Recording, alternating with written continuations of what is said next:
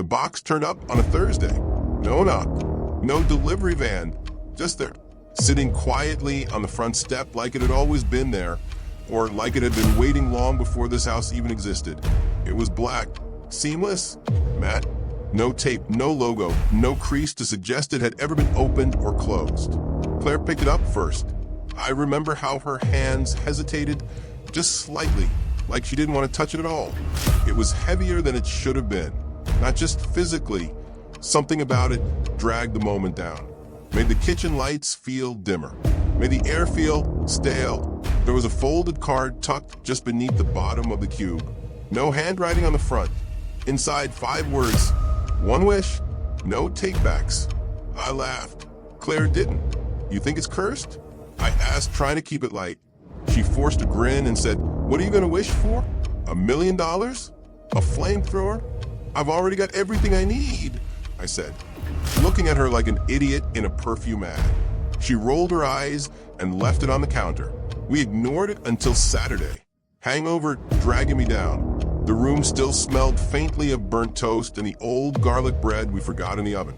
Claire opened the box. I just watched. Inside, a single red button sunk into black velvet. It looked plastic, cheap, like something off a game show set.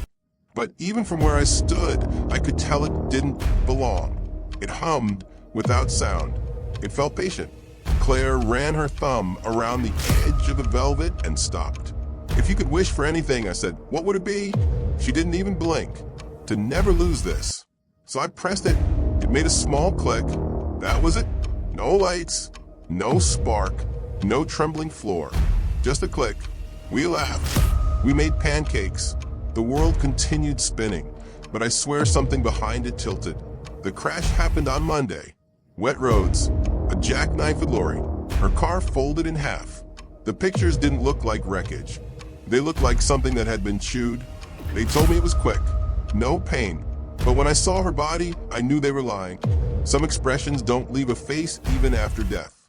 Hers still held fear and surprise. I went home that night and sat in the dark. I couldn't cry. It wasn't grief. It was something deeper, something bottomless. The kind of silence that feels like it's waiting for you to scream. Then the stairs creaked. Just once.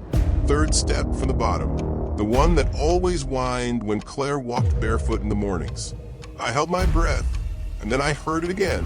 She was in the kitchen, on the floor, laid out like a doll someone had forgotten to pose properly. Her limbs were twisted wrong. One leg folded underneath her hip, an arm pinned under her back. Her clothes were soaked. Her face slacked. Her eyes were open. She didn't move, not while I stood there. But when I turned to leave the room and looked back, she was sitting up, not breathing, not blinking, just watching me. She never moved when I watched, not once.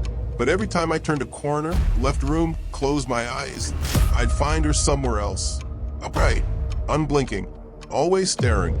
She'd be in the hallway, at the edge of the bed, at the bottom of the stairs. One time, sitting on the kitchen counter like she just climbed up there.